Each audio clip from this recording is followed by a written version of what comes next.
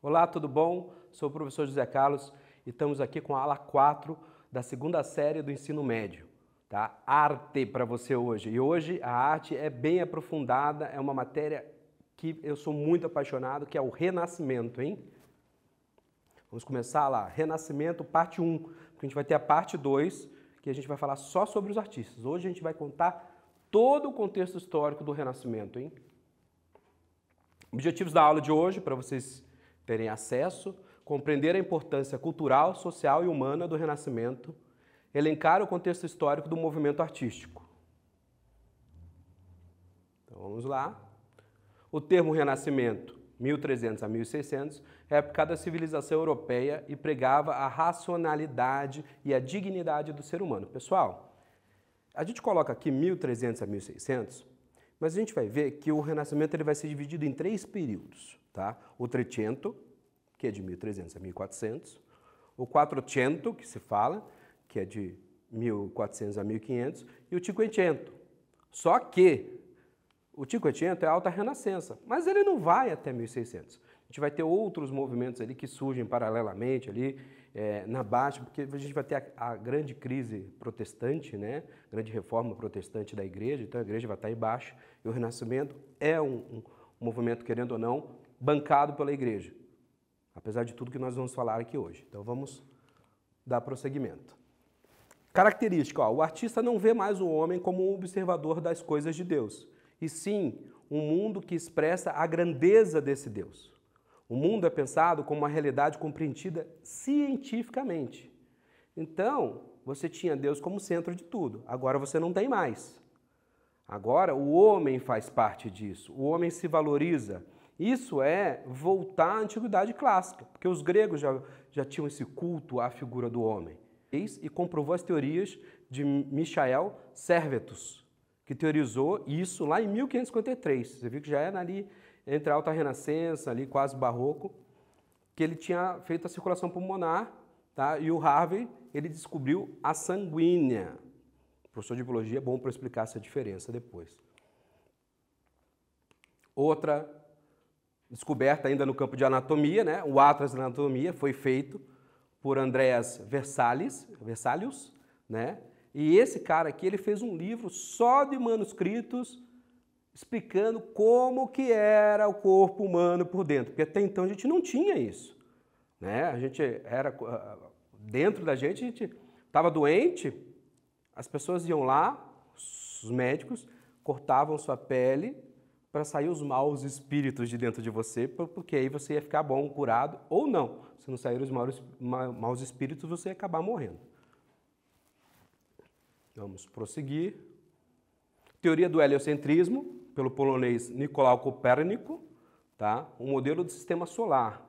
Então ele também, ele tira aquela concepção que nós tínhamos de que a Terra era o centro do universo.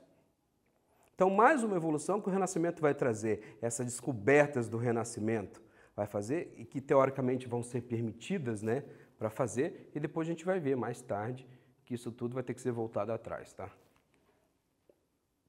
Outra sensacional, eu adoro muito, né? Eu trabalhei muito com gráfico, então ó, a imprensa. A imprensa foi feita pelo Gutenberg no século XV, foi desenvolvido por volta de 1430. Cara, isso aqui revolucionou o mundo. Por quê? Todo o livro que você tinha não era esculpido em pedra, não. Era manuscrito. Cabral, para descobrir o Brasil. Em 1255, ela foi reestilizada por volta de 1450 pelos portugueses. Ela ganhou o leme. O leme é aquele guia no final que serve lá no timão para virar, que permitiu as grandes navegações. E junto com isso aí, eles aperfeiçoaram a bússola astrolábica, que eram invenções chinesas, né? Conceito do Renascimento. Aquilo que eu já falei, ó. Tchau, teocentrismo. Aqui, não mais. O homem é o foco. O que propunha? Ressurreição consciente, o renascimento do passado, considerado agora como fonte de inspiração e modelo de civilização. lá da Grécia Antiga que eu falei para vocês. O culto ao homem, as ideias racionais do homem, tá? Características do movimento, pessoal. Racionalidade, busca da razão, dignidade do homem, o individualismo. A gente vai ver isso bem nas artes, tá? Aqui até a Idade Média, você não tinha o nome de um artista, porque todo mundo trabalhava em prol de Deus. Deus mandava. Deus mandava. Eu estou fazendo esta pintura maravilhosa aqui porque Deus me mandou, foi uma luz divina que veio na minha cabeça. Agora eu lembrei de luz. Reutilização das artes greco-romanas, rigor científico e o surgimento da nova classe, a burguesia. Pessoal, o mundo vivia em guerra, né? Os nobres perderam o poder e as rotas comerciais possibilitaram a criação dessa nova classe social que começou a enriquecer e começou a botar dinheiro, né? Então você vai aparecer os grandes mercadores, né? No campo das artes, parte que eu gosto muito, perspectiva, diversas proporções que têm entre si os objetos vistos à distância, princípios da geometria e da matemática. Pessoal, perspectiva, eu adoro perspectiva como desenhista. Gente, é a maneira com que você vê. E vai surgir aí a perspectiva de Brunelleschi, tá? A perspectiva linear, olha o famoso ponto de fuga lá no centro.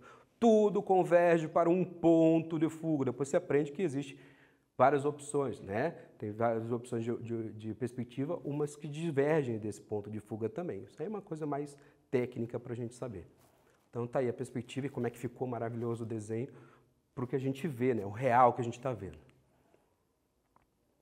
Pintura renascentista. Gente, características, claro e escuro, o jogo de contraste. Isso aqui vai ser levado muito a sério lá no Barroco, que a gente vai estudar depois, tá? O esfumato, suaves gradientes entre tons. Pessoal, o esfumato é uma técnica criada pelo Da Vinci e ele só foi possível graças ao surgimento ou aprimoramento da tinta a óleo, que foi nessa época aí que aconteceu. Ela permitiu, a tinta demorava mais para secar, então permitia você misturar mais um tom com o outro. O escorço é mais efeito de perspectiva ao corpo pintado ou esculpido. Então, a pessoa começou a fazer perspectiva no fundo.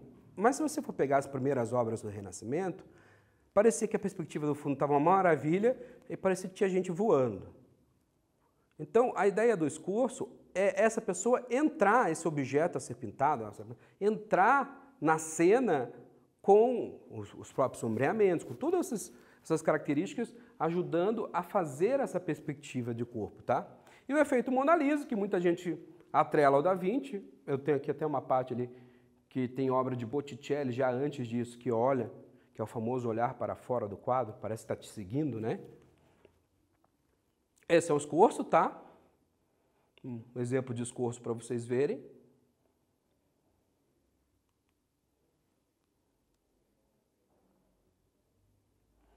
Tá aí a Mona Lisa do olhar para fora, né? Adoro esse quadro maravilhoso. É pequenininho, mas o pessoal gosta muito, né? É aqui para você ver, ó, o detalhe do Botticelli que eu falei lá, tá? Isso numa obra dele, ele também está olhando para fora, está te perseguindo. Tipo assim, eu estou aqui, O que é isso, pessoal? Que característica grande é essa? É justamente voltado para o racional. Por quê? A pessoa, eles queriam dar esse ideal que eles buscavam, era justamente esse confronto com você. Porque se você procurar as obras mais antigas, os primeiros retratos pintados, eles eram laterais. E no Renascimento eles foram virando, até que eles começaram a observar você. Se você observa o quadro, por que o quadro não pode observar você? Característica do Renascimento. Detalhe da obra. Inicia-se o uso da tela e da tinta a óleo, tá? Como eu já falei ali, que possibilitou a técnica do esfumato. Realismo. O mundo é pensado como uma realidade a ser compreendida cientificamente e não apenas admirada. Criação de espaços cenográficos. Escultura renascentista. A escultura vai ser interessante, pessoal. Ó, tanto a pintura como a escultura, que antes apareciam quase que exclusivamente como detalhe de obras arquitetônicas, tornaram-se manifestações independentes. Isso é, eu fiz lá o meu castelo.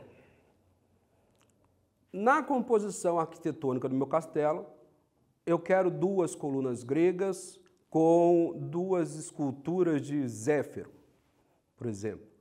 E o cara fazia parte da escultura arquitetônica. Então, que agora elas vão ser individualizadas, vão ser temas individualizados. Vivo e fazer o pessoal entender a técnica do contraposto. Aqui não dá para fazer, a câmera não pega embaixo, né? Até porque eu estou descalço hoje. Mas aqui eu vou ilustrar o contraposto para vocês, tá? Tá vendo esse detalhezinho da perna? Aqui era como era antigamente, ó, as esculturas. Os gregos também faziam isso, mas depois dos gregos, as esculturas eram frontalizadas, né? As pernas todas setinhas, tudo. E aqui você vê que essa quebra é o contraposto. A gente vai utilizar em muitas obras do Renascimento, que é o movimento, é a expressão, né? Mecenato. Mecenato é importantíssimo, eu adoro os mecenas, né? Porque eu sou de arte e os mecenas surgiram no Renascimento. O que é isso? Os caras que vão patrocinar as obras de arte, vão patrocinar os artistas da época, né? Então vamos ler o que é. É a prática exercida pelos burgueses, sultões, príncipes, papas, de financiar os artistas, procurando mostrar o poderio da cidade e ampliar o prestígio pessoal. Um dos caras que mais bancaram lá foi o Lourenço de Medici, de Médici que eu chamo, mas são os Medici, né? Uma família muito tradicional, de anos e séculos aí, envolveram em guerra, tudo, mas eles são um dos principais nomes, essa família inteira, fez por Giorgio Vasari, no século XVI. Quem era o Giorgio Vasari? Tá? Ele era um historiador que se empenhou em colocar Florença como protagonista de todas as inovações importantes.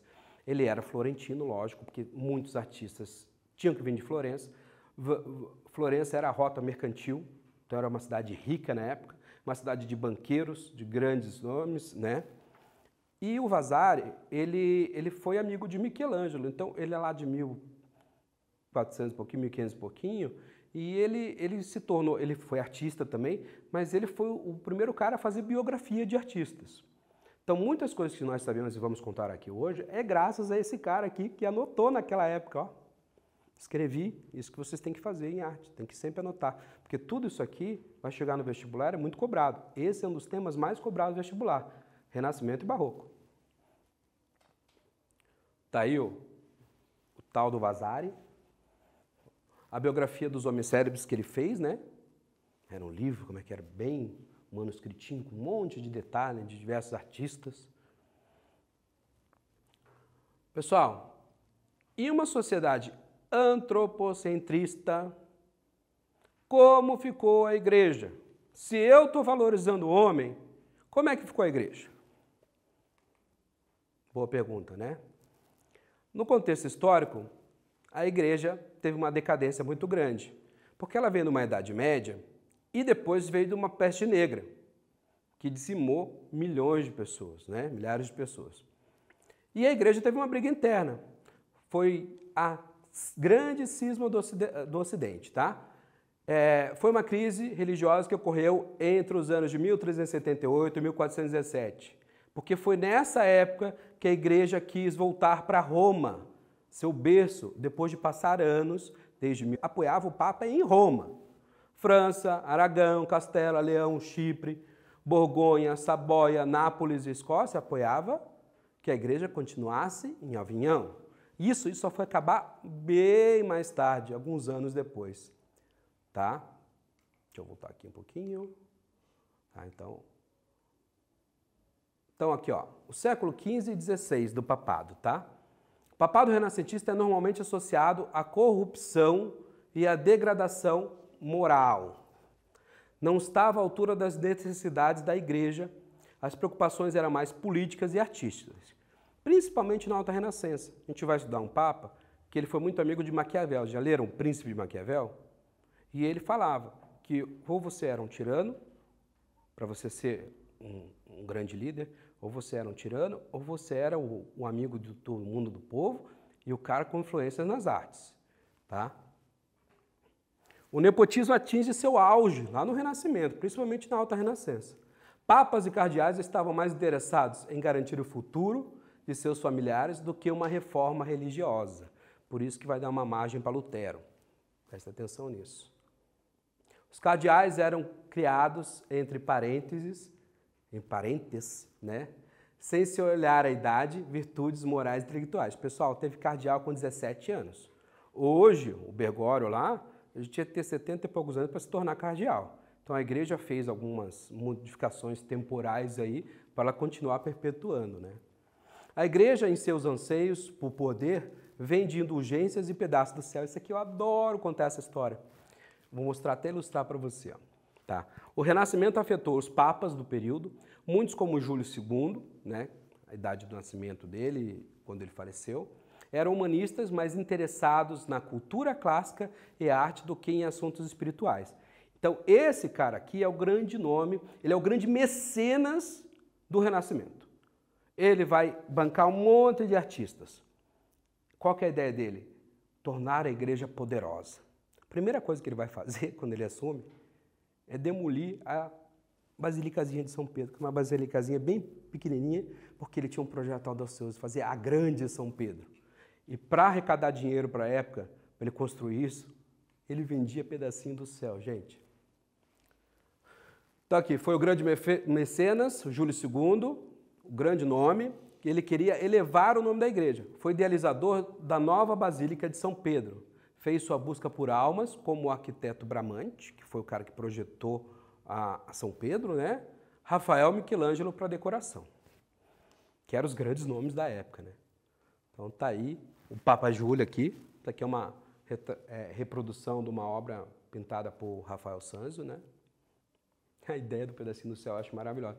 Ele chegava, pessoal, e falava assim, pessoal, preciso de dinheiro para a igreja, e eu estou vendendo um pedacinho do céu, garanto seu pedacinho lá, faça a sua contribuição, principalmente para os burgueses, estavam evoluindo lá, né? E mais tarde isso foi utilizado por outra religião, quase 400 anos depois, 500 anos depois, foi usado por outra religião. Se passar, buscar nos anais, vão ver aí, tá? E o cara era tão mecenas mesmo, que ele mandou fazer uma moeda própria naquela época.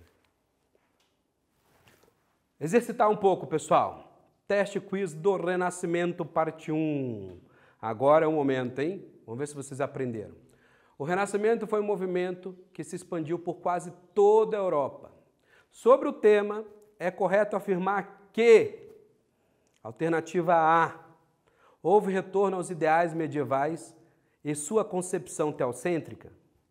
Alternativa B, os artistas buscaram apoio no racional, valorizando o ser humano?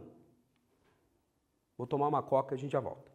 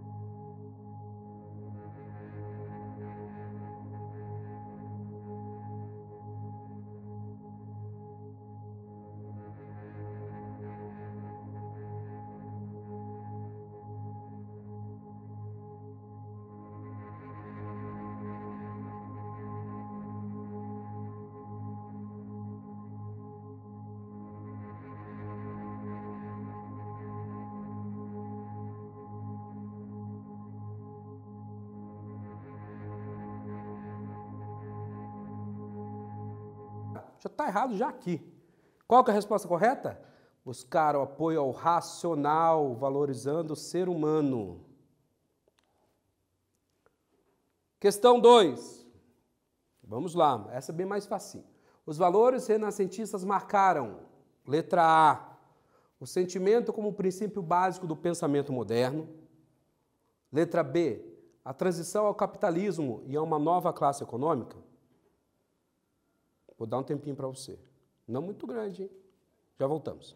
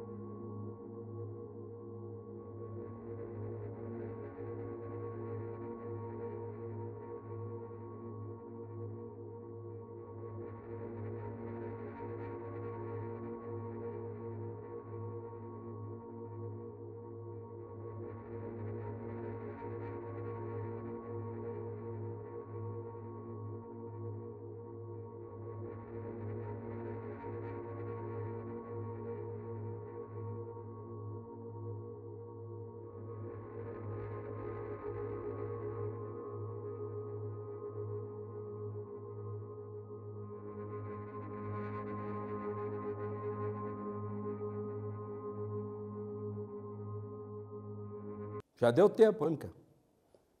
Lembra que eu falei da burguesia? A ascensão da burguesia, surgimento, né, dessa nova classe econômica? Muito fácil essa, né? A alternativa correta é a letra B de bola. Vamos para o quiz agora, né? O quiz é mais dificilzinho. Vamos focar um pouquinho mais. Bonitinho, quiz piscando. Pergunta. Essa pergunta compreende duas partes, né? Pergunta número 1. As obras recapturaram o contraposto. Lembra do contraposto? Indique qual das esculturas a seguir não usou esta técnica. Já voltamos.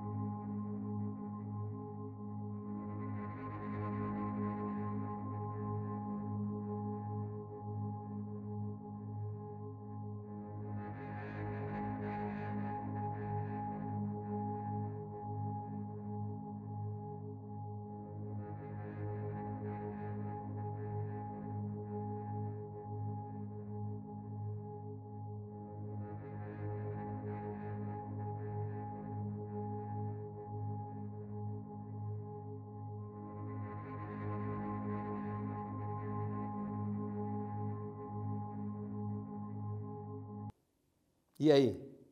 Pensou, admirou essas lindas obras de arte aí? Essas esculturas maravilhosas, são 3 esculturas. Pessoal, presta atenção. Vou apagar aqui o texto aqui, ó. As obras recapturaram o contraposto. Indique qual das esculturas a seguir não usou essa técnica. Eu vou apagar aqui para a gente ver direito. Nós temos aqui 2 Davis. O Davi de Michelangelo, uma escultura em mármore. O Davi do Donatello, uma escultura em bronze. E a Pietà de Michelangelo.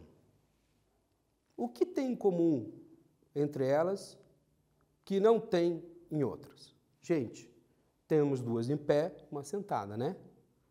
O contraposto, aquela técnica da perninha, que quem é meu aluno sabe que eu peço para eles fazerem ao vivo para gente. Todo mundo testa o contraposto, para ver se consegue ficar com a perninha dobrada, né? Lógico que é essa técnica de desestabilização, né? De tirar daquela formalidade. Essa é o contraposto. Ó. Aqui temos a perninha, aqui temos a perninha. E lá não dá, né? A Maria está sentada com Jesus no colo. Então, qual que é a alternativa correta? É a Pietà do Michelangelo. Último quiz, então? Sobre o contexto do Renascimento, é correto afirmar que dedicou-se à cisma papal, nós já falamos isso, e valorizou a crença nos conceitos da Idade Média. Houve a venda de cargos eclesiásticos, mas a igreja valorizou as artes. Aumentou-se o diálogo religioso e trabalhos de caridade. Mais uma coquinha? Já voltamos.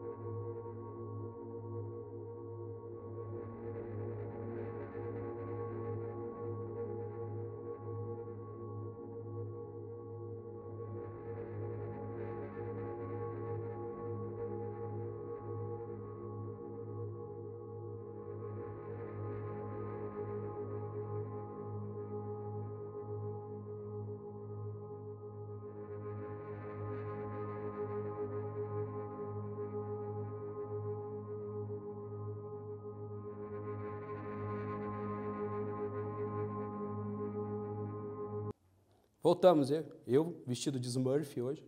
Pessoal, sobre o contexto do Renascimento, é correto afirmar que ele dedicou-se à cisma papal, isso aconteceu lá no início, valorizou as crenças do conceito da Idade Média. Idade Média, de novo, gente, já era, está errado.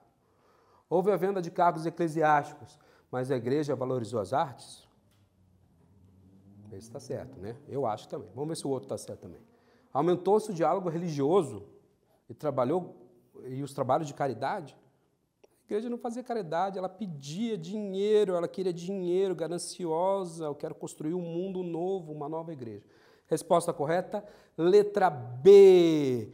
Vamos ver o que a gente aprendeu hoje? Vamos lá, hein? O que aprendemos hoje, meus queridos? Conceituamos o Renascimento, ó, que maravilha. Ó, fiz uma artezinha boa para vocês, ó. O Renascimento, lá, o homem como centro de tudo. Avanços tecnológicos do período. Opa, vou voltar. Ah, olha lá, meu paraquedinha, né? Posição da igreja na Alta Renascença.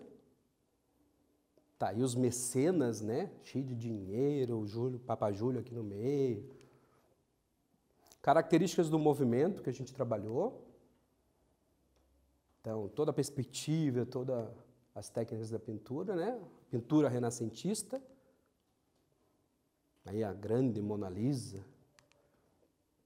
E na escultura, né? A gente viu a independência da escultura de outros movimentos, de outras, não está mais atrelado diretamente à arquitetura, como um movimento exclusivo, né?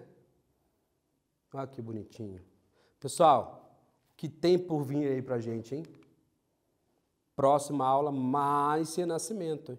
E a gente vai aprender, sabe sobre o quê? As tartarugas ninjas. Já ouviram falar, né? Pois é, inspiração no Renascimento. Até a próxima, viu? Tchau, tchau.